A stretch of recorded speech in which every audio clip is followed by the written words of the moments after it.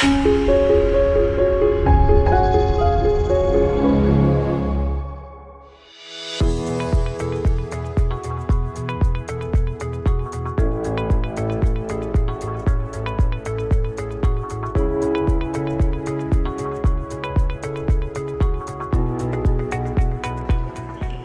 tarde a todos. Quero agradecer a presença de todos que vieram prestigiar a nossa segunda audiência pública de frente parlamentar, na Frente Parlamentar em Defesa das Associações e Associados de Benefícios Mútuos no Brasil. Como coordenador da frente, cito mais uma vez o apoio que recebemos de outros 214 parlamentares para a realização desse trabalho aqui na Câmara dos Deputados.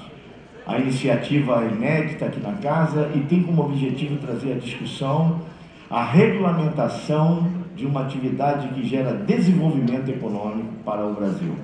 Também sou o autor do projeto de lei número 5523 de 2016, que tramita na Casa e pretende dar uma regulamentação específica ao segmento. Hoje, o tema do nosso debate é o conflito aparente entre as associações de benefícios mútuos e as seguradoras.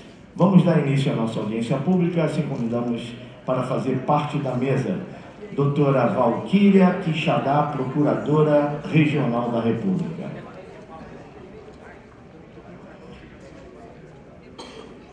Deputado João Campos, deputado federal, nobre deputado federal, João Campos.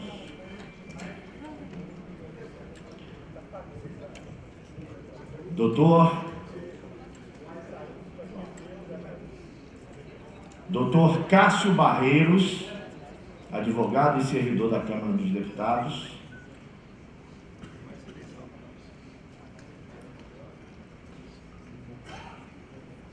Doutora Cláudia Ribeiro Pereira Nunes, doutora em Direito e especialista em Direito Público. Doutor Fernando Rangel Álvares dos Santos, doutorando em Direito e especialista em Fomento Público. Doutor Raul Canal, presidente da Agência de Autorregulamentação das Associações de Proteção Veicular e Patrimonial.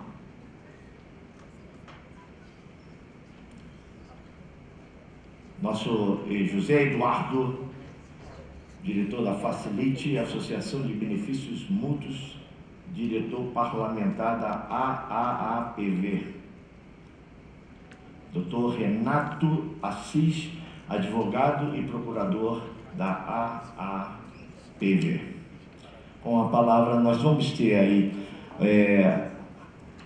a exposição dos oradores. Nós vamos determinar. Aí eu peço que a nossa assessoria nos ajude nisso, 10 minutos para cada orador, tá bom? E depois nós vamos abrir a palavra para um debate e eu creio que assim nós vamos concluir bem aí os nossos trabalhos e tirar bastante proveito dessa audiência pública. Vamos ouvir Dr. Renato Assis, advogado e procurador-geral da APV.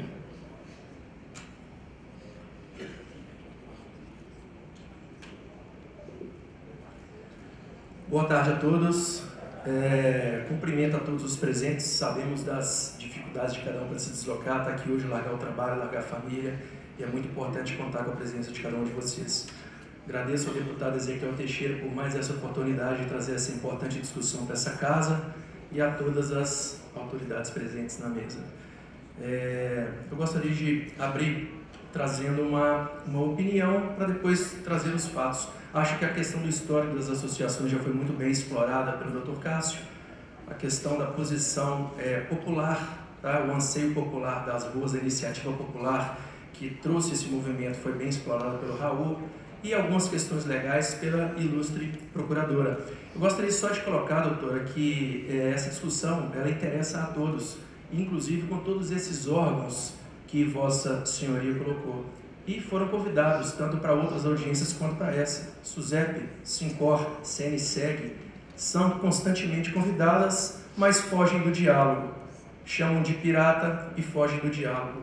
Hoje não trarei minha opinião, a maioria aqui presente já conhece a minha opinião. Trarei fatos para que cada um, principalmente o ilustre Ministério Público Federal, possa formar a sua opinião com fatos e não com boatos.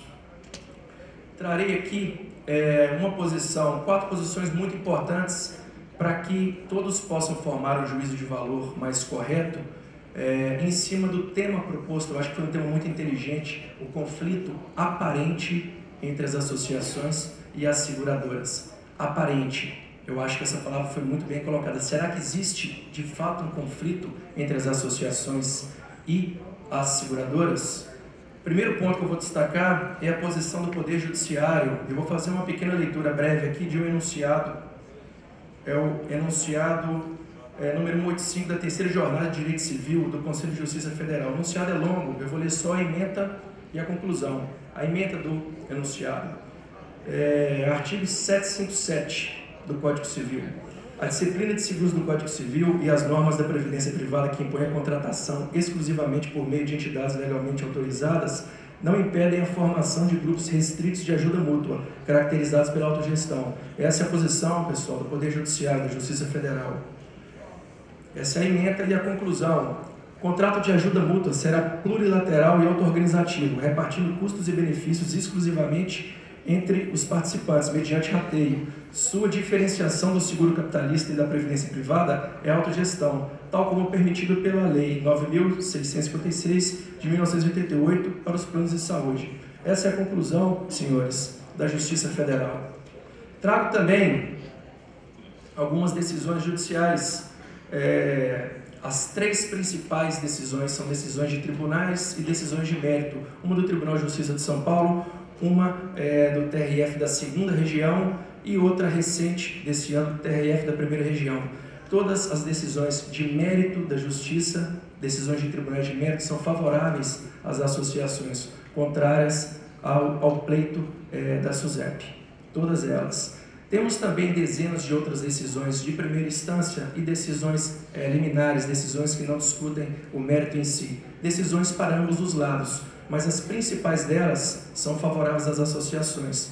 Trago também aqui dois pequenos trechos, um deles de natureza... importante destacar também que na seara, eu digo esses números na seara civil, porque na criminal, 100% quase das decisões são favoráveis às associações. Quase 100% das decisões dos juízes, não pareceres dos órgãos, mas decisões judiciais. Na seara civil, eu vou fazer uma pequena leitura aqui de um trecho da decisão de mérito do TRF da 2ª Região.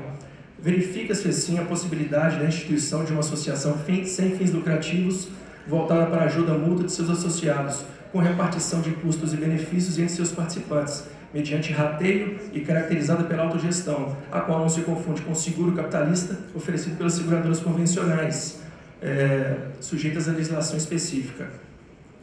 Ainda sobre essa decisão, finaliza os desembargadores com a seguinte fala: inviável destarte afirmar a ilegalidade de toda e qualquer associação de pessoas unidas com o objetivo de ratear despesas diversas, apenas para assegurar a lucratividade e a competitividade das companhias seguradoras convencionais, em evidente cerceamento da autonomia da vontade e liberdade de associação. São trechos das decisões cíveis. Agora, um pequeno trecho de uma decisão de um processo criminal que ocorreu em Minas Gerais. Deveras, nada há de ilícito na associação sem fins lucrativos de pessoas voltada para a mútua ajuda entre os associados, com repartição de custos e benefícios mediante rateio e autogestão, que não se equipara ao seguro capitalista oferecido pelas seguradoras, sujeitas à legislação específica de regência.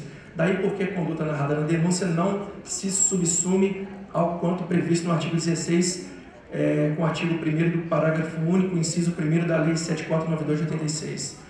Então vocês notam, senhores, que eu não trago aqui, repito a minha opinião, trago um parecer da Justiça, tanto um enunciado da Justiça Federal, quanto decisões de mérito dos tribunais. Não são decisões liminares, não são decisões de primeira instância, assim como a maioria esmagadora das decisões que o SUSEP consegue, usando do poder de autarquia federal para influenciar os juízos.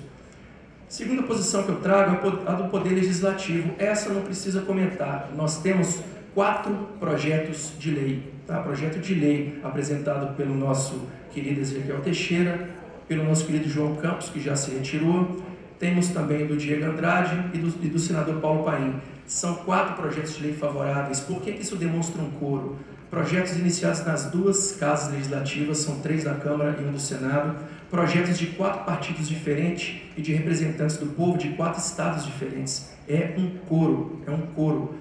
Já contrário aos interesses das associações, nós temos um projeto de lei. Eu faço uma crítica a esse projeto de lei, obviamente, a natureza, ao ímpeto do projeto, e não a pessoa que apresentou, que é o ilustre deputado Lucas Virgílio, mas é um defensor de uma categoria, claramente um defensor de uma categoria. Eu fiz uma pesquisa, senhores, ontem no site do Lucas Virgílio, tá? lucasvirgilio.org, quem quiser pesquisar está disponível, e em toda a legislatura dele, ele apresentou 11 proposituras legais. Das 11, mais de 50%, 6 delas tratam do seguro e do corretor de seguro. Então eu acredito que eu posso afirmar que o Lucas Virgílio, ele defende uma categoria.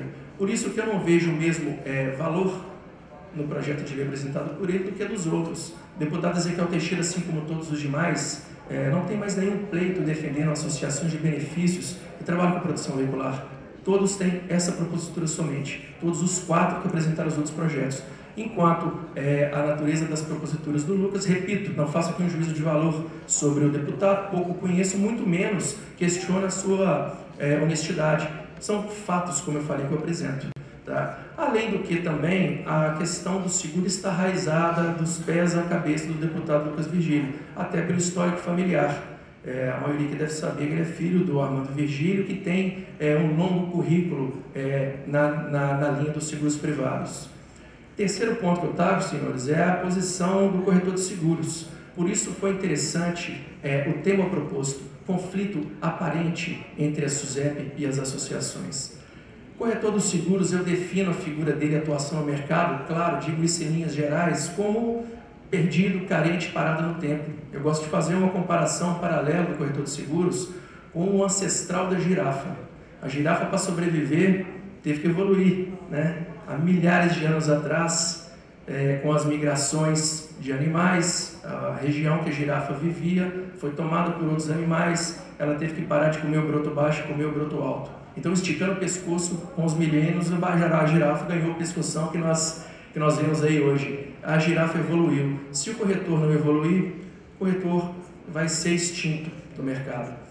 Sobre a posição do corretor, senhores, eu fiz uma pesquisa também no CQCS, a maioria que deve conhecer bem, é o Centro de Qualificação, e eu chamo a atenção essa palavra, qualificação do corretor de seguros.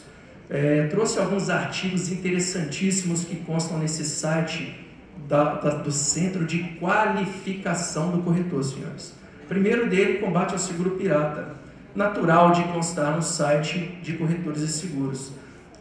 Presidente desse órgão, Gustavo Dora Filho, a maioria deve conhecer, tive um embate com ele há alguns anos aí, bem interessante. Segundo, por que o segurado não é fiel? Terceiro, gente, pasmem, o cliente é o câncer do mercado. Esse é um artigo do Centro de Qualificação de Corretores de Seguro. Eu nunca vi uma categoria chamar seu cliente de câncer, mas é como o CQCS, que representa os corretores de seguro e trabalha essa qualificação, chama o cliente câncer. Terceiro que eu chamei aqui, será o fim do monopólio do corretor de seguros? Mais um artigo do site do Centro de Qualificação. Eu acredito que sim. Quem tem o monopólio de alguma atividade hoje, gente? Se não o Estado de algumas, como o jogo, é o fim do monopólio. Não deveria existir monopólio. A banda está tocando no ritmo que o Raul citou aqui, justamente por conta do monopólio. A seguradora faz o que quer, escolhe o risco que quer. Então, eu acredito que sim, tem que ser o fim do monopólio. Mais um artigo, é bom para o corretor de seguros constar a porcentagem da comissão na pólice? Gente, transparência. Os corretores questionam o cliente saber a porcentagem da comissão. Mas o interessante, a internet vai matar o corretor de seguros? Trazendo de volta o exemplo que eu trouxe, da girafa, do ancestral da girafa, seria a girafa brigar com os outros animais que migraram, com a natureza, com o rio que ele bebe água, com o pasto, até com a coitada da árvore que está fornecendo a comida. Ou seja, a culpa é de todo mundo, menos do corretor de seguros. E por último, os corretores serão massacrados pelas seguradoras, até a seguradora tem culpa. Então, gente, eu concluo que o corretor é um coitado. Ele se coloca como um coitado, está brigando contra todo mundo. Corretores, evoluam, senão vão desaparecer. E o último paralelo que eu trouxe aqui, a última posição, os últimos fatos que eu trago, é em relação à prova SUSEP. A SUSEP tem essa atuação contra as associações, ela ajuiza essas ações, usa do poder de autarquia federal, consegue liminares totalmente ilegais aos olhos da técnica jurídica, mediante uma série de argumentos falsos. Mas a posição da SUSEP também, senhores, ela está mudando, felizmente. A SUSEP, ela formou em agosto de 2015, através da portaria 63/69 de 2015, um grupo de trabalho para discutir a questão das associações. Esse grupo de trabalho, pessoal, atenção, foi formado por... Doutor, 1 minuto para... Sim, ok. Coordenador geral da Coordenação Geral de Fiscalização Direta da SUSEP, da CGFIS, um membro da Coordenação Geral de Produtos, da CGPRO, um representante da Secretaria de Política Econômica, um representante da Confederação Nacional das Empresas de Seguros Gerais, Previdência Privada, Vida, Saúde Suplementar, que é a CNSEG, um representante da Federação Nacional dos Corretores de Seguros e diversos outros. Eu não vou ler porque é uma lista longa de quem participou desse grupo de trabalho. E eu vos trago aqui, senhores, a conclusão desse grupo de trabalho. Esse documento é um documento da SUSEP, é um parecer da SUSEP, e eu vou disponibilizar a todos, principalmente para a procuradora. É uma opinião, um documento emitido pela SUSEP. Primeiro, a SUSEP traz aqui um esforço histórico. Tá? Apenas para contextualizar, cabe aqui um breve histórico. A atuação das associações com o objetivo de amparar associados no sistema mutualista de rateio de prejuízos, abre aspas, sem transferência de risco para um ente garantidor. Tá? Palavras da SUSEP. Ganhou força à medida em que foi percebida a dificuldade de alguns setores, principalmente dos caminhoneiros, em contratar uma apólice de seguro. O alto valor do prêmio cobrado pelas seguradoras nesse segmento onerava expressamente as atividades profissionais desses grupos, chegando a inviabilizar muitas operações. Parecem as palavras do Dr. Raul aqui, mas são da SUSEP. Apesar de concorrerem a um risco maior quando comparado à contratação de uma apólice de seguros, com a massa homogênea, um grupo de interesse comum e valores de indenização próximos, essas associações diminuem sensivelmente os custos de proteção patrimonial, adotando um sistema de cotas para rateio de prejuízos que são absorvidos pela massa. Mais 30 segundos, por favor. Pessoal, vou direto para a conclusão, já que meu tempo encerrou. É a conclusão da SUSEP, ok, gente? Conclusão. O grupo concluiu que, devido às inegáveis diferenças entre a operação de auxílio mútuo e a operação de seguro, suficiente seria que a Superintendência de Seguros Privados, SUSEP, enfrentasse essa distinção, reorientando suas ações a partir desta decisão do seu Conselho Diretor, que ratifique o entendimento do presente grupo de trabalho de que o auxílio mútuo é operação distinta da operação de seguro, haja vista a existência de transferência de risco para um segurador e de prêmio que represente o preço da assunção do risco, exatamente o contrário que ela alega nas ações civis públicas. O grupo propõe, ao final, é uma proposta do grupo para a prova SUSEP, que a SUSEP contribua com a realização de estudos sobre essa operação, com vistas à elaboração de projeto de lei que estabeleça o seu marco legal, com a criação de um sistema nacional de auxílio mútuo e definição de um órgão regulador fiscalizador dessa atividade, que não é a SUSEP. Bom, senhores, como eu disse, são fatos para que cada um forme seu entendimento. Muito obrigado. Muito obrigado, doutor Renato Assis. Diz o nome, por favor, se identifica. É um prazer muito grande estar aqui pelo convite do Raul, deputado. Agradeço realmente pelo convite. Eu sou o Luiz Carlos, presidente da FENACAT, da Federação Nacional das Associações de Transportadores e Caminhoneiros. Só uma pergunta mais direcionada ao Renato, que esse documento, que é fruto de 8 reuniões de trabalho e tudo, esse documento é o assinado pela SUSEP, que até então nós fizemos já requerimentos, através de senadores e deputados, tudo, para pegar esse documento oficial, e o Joaquim Medina tem segurado esse documento, não tem divulgado e não tem colocado. Então era só essa pergunta, esse questionamento que eu te falei, se vocês conseguiram esse documento junto à SUSEP, e até então a gente tem feito alguns ofícios para que a SUSEP nos entregue isso, que a gente sabe que está assinado, mas até agora não chegou para nós, né? Sim, o documento está assinado pela SUSEP, é um parecer em papel timbrado, tá? E com a assinatura do analista técnica da SUSEP. Não. Sim, não é a portaria publicada, na verdade é um parecer, entendeu? Com a fundamentação e a conclusão do grupo de trabalho. Não, beleza, era isso que... É que tem a publicação que tem que ser feita desse grupo de trabalho, como já tem a decisão, né? Sim, eles têm que publicar isso daí, eles estão segurando. Na verdade, eu acredito que estão segurando e não vão soltar nunca, tá? Esse documento aí, no final aqui fala que... mas eles vão soltar, a gente dá um jeito. Vamos crer que sim, vamos trabalhar para que sim, mas no final do documento aqui, eu não tive oportunidade de fazer a leitura completa, a analista técnica que assina, ela cita que foi finalizado, mas que depende da chancela do conselho diretor. O que eu interpreto disso? Essa análise, todos os órgãos aqui que você tem que participar, inclusive a FENACAT estava na lista, não consegui concluir por conta do tempo, né? Todos que participaram são órgãos técnicos, então o parecer do grupo de trabalho é um parecer técnico. Ele depende de uma chancela da diretoria, que é uma chancela política. Para mim, isso aqui já serve. Porque o que eu tenho aqui é uma posição... Se está assinado, já... está assinado e outra. O que eu tenho aqui é a conclusão do grupo de trabalho que foi feito por pessoas técnicas, tanto da SUSEP quanto de todos os órgãos, inclusive dos senhores representando a FENACAT. Na minha opinião, para o uso jurídico do documento nos processos, já é completamente a ratificação do conselho diretor, que é uma ratificação política, é totalmente dispensável, na minha opinião. Seria melhor tê-la, né? Mas como nós não temos, vamos usar isso daí. Isso, ok? Senhor Raul Carlos, obrigado, Luiz Carlos. Senhor Raul Carlos está querendo fazer um adendozinho aí. Luiz Carlos, eu não sei o que você conhece das entranhas da SUSEP, né? Eu dizia à ilustre procuradora que nos últimos 13 ou 14 anos, a SUSEP ficou 11 anos na mão de corretores de seguros, né? Não são nem as seguradoras.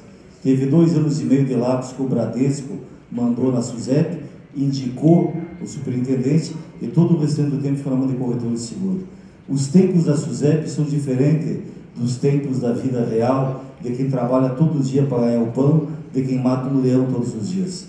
A SUSEP, deputado, para registrar uma ata, ela demora 24 meses. Para registrar uma seguradora nova hoje, o pessoal reclama para ter o CNPJ de uma empresa, junta comercial, receita. O Brasil é o país mais demorado, muito demora 2 meses. A SUSEP demora 2 anos para aprovar a criação de uma nova seguradora. Se o senhor quiser montar uma seguradora hoje, o senhor tem que imobilizar de início 18 milhões de reais, e esperar 2 anos para a SUSEP analisar os seus atos constitutivos e autorizar o senhor a operar no mercado. A seguradora AVS está há 11 anos em liquidação extrajudicial e a SUSEP não acaba a liquidação extrajudicial.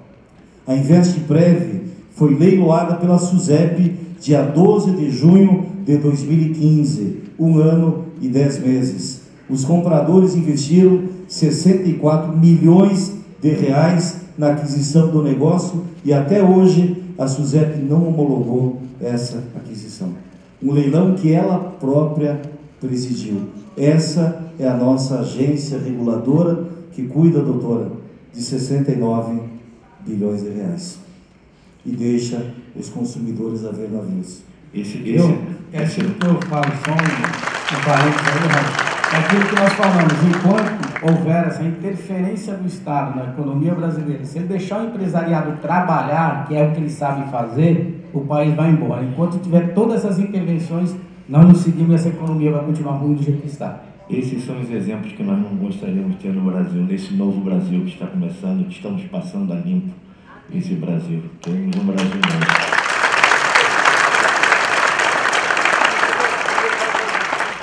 O último a usar a palavra, por favor. Cumprimento a toda a mesa, ao deputado Ezequiel Teixeira, a todos que estão presentes aqui. Eu acho que para ser equilibrado, eu falo aqui como um presidente de associação. de 6 anos atrás, que nascia dentro de uma igreja evangélica, a terceira igreja presbiteriana renovada de Ribeirão das Neves. O senhor conhece bem o nosso povo sofrido, né, deputado? E isso, dentro da igreja, nasce essa associação com muita vontade de poder ter a proteção que antes não era oferecida pelas seguradoras. A minha pergunta ela vai ser direcionada ao doutor Renato Assis. Eu, como presidente dessa associação, há 4 anos sofro um processo, uma ação civil pública, né, instaurada pela SUSEP. E também sofro uma ação penal, um inquérito criminal. Diante de uma decisão, depois de um longo processo desses 4 anos, tivemos uma liminar, uma decisão favorável do tribunal, dada pelo eu não vou dizer o nome, mas assim, alguém de muito respeito, que é hoje um desembargador que forma muita opinião. E essa decisão foi extremamente favorável. Dezenas de folhas falando da atividade como legal. E 7 dias depois, ele volta a opinião, é chamado de... depois da decisão, como que se chama quando a decisão? Reconsideração. Reconsideração. Foi reconsiderado com apenas uma folha com um artigo do Código de Processo Civil. Muito estranho, né?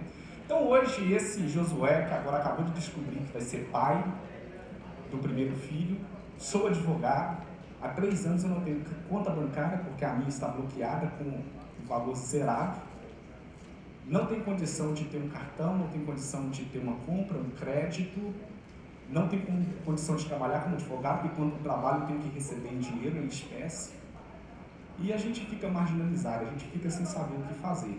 Então, minha pergunta ao doutor Renato é 2 simples perguntas. E hoje, existe pareceres de outros órgãos, além dos fatos explanados pelo senhor? E segundo, a SUSEP, quando instaura as ações civis públicas, ela defende quem? É em nome de quem? Consumidores? Corretores? Muito obrigado.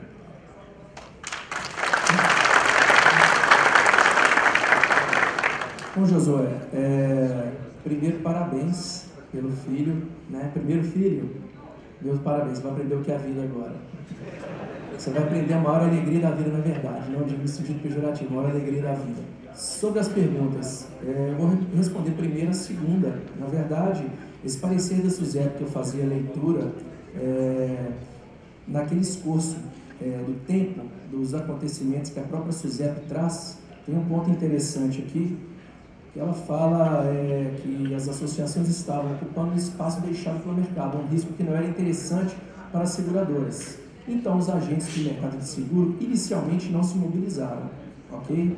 No entanto, o crescimento das associações começou a despertar a reação negativa dos corretores de seguro e das seguradoras, em razão de não mais ocuparem uma lacuna, mas sim competirem com os produtos. A sua resposta está aqui. Naquele momento, a SUSEP elegeu como uma de suas prioridades o combate ao mercado marginal de seguros. Está respondido no próprio parecer. A SUSEP ela alega nessas ações civis públicas defesa do consumidor. Ela alega que as associações induzem o consumidor a erro, vendendo gato por lebre, falando, olha, isso aqui é seguro privado, eu sou uma seguradora. É o que a SUSEP alega. Na verdade, nós sabemos bem que as associações se apresentam como associações, os associados têm plena consciência de que são associados. Então não existe essa indução a erro. E a resposta é essa. A SUSEP, ela alega nas ações, até para induzir os procuradores, o Ministério Público e os juízes a erro, ela alega essa indução das associações, né, a erro por parte dos associados, aliás, indução a erro por parte das associações aos associados, vendendo seguro falso, o que não acontece, mas o que a gente vê por trás do parecer da própria SUSEP aqui é de que ela elegeu como uma prioridade de combate a partir do momento que o corretor e a seguradora colocou a boca no trombone. E eu chamo a atenção mais para os corretores, aí já é uma opinião minha, eu procurei trazer mais fatos e menos opiniões, mas é uma opinião minha, tá? A seguradora não está ligando para isso, e a SUSEP ela age por impulso dos corretores, dos sindicatos de corretores. Na verdade, eu falei sobre o tema proposto, o aparente conflito entre as associações e as seguradoras. O conflito real, para mim, não é entre as associações seguradoras, mas sim entre as associações e os corretores, que nesse conflito são representados pela SUSEP. Okay? E a primeira pergunta, que é sobre os outros órgãos pareceres, eu tenho também aqui vários, posso disponibilizar depois, eu não vou divagar muito sobre isso para não gastar muito tempo, a gente já está no final, Mas eu tenho um parecer aqui interessante, dado um processo meu de Minas Gerais, do Procurador da República em Minas Gerais. Tá? E ele fala o quê? Classificar esse tipo de atividade como seguradora é, em última instância, desvirtuar institutos, transformando em atividade financeira somente para aplicação de fins penais, de aquilo que não é. Tá? Ele fala também no final aqui, classificar como ilícitas as condutas sob análise no presente inquérito é restringir a livre escolha que os particulares possuem para firmar os acordos que mais lhe interessam. Quem assina o documento, senhor Josué, é André Luiz Torquinho da Silva Barreto, Procurador da República em Minas Gerais. Tem também aqui um documento, pessoal, da Organização das Cooperativas Brasileiras. Foi um documento enviado pela OCB, tá, para a SUSEP. Esse documento fala o quê? Repisa-se, superada a questão conceitual, fica claro que essa operação não se confunde com a comercialização de denominados produtos de proteção patrimonial, que essa autarquia, no caso da SUSEP, afirma ser ilegal, sob o argumento de se tratar de atividade securitária não permitida às sociedades cooperativas. Assim, cumprindo as atribuições legais conferidas ao OCB, solicitamos à SUSEP que encaminhe cópias das decisões já proferidas em autuações que envolveram sociedades cooperativas, a fim de conhecermos os fatos e as razões que fundamentaram o atual posicionamento desta autarquia a respeito dessa prática, absolutamente legal, se encarada sob a perspectiva de uma modalidade de condomínio cooperativo, onde não existem interesses opostos entre as partes, distinguindo-se assim da lógica comercial que se estabelece entre segurado e seguradora. Então aqui eu trago a posição do Procurador da República e do OCB. Eu acho que atende bem a sua pergunta aí. São duas posições de bastante peso, dentre várias outras que nós temos. Muito obrigado, José. Obrigado, doutor Renato. Nós temos, por força do horário, ter que terminar agora a nossa audiência pública. Eu quero agradecer a todos os expositores, preletores, todos que foram brilhantes, todos saíram muito bem, se houveram muito bem. Muito obrigado a todos que participaram, que vieram. Vamos continuar debatendo, vamos continuar falando sobre isso e vamos continuar lutando para que o nosso projeto de lei caminhe nessa casa. Muito obrigado a todos, Deus abençoe a todos e que tenhamos um novo Brasil, um Brasil de cabeça para cima.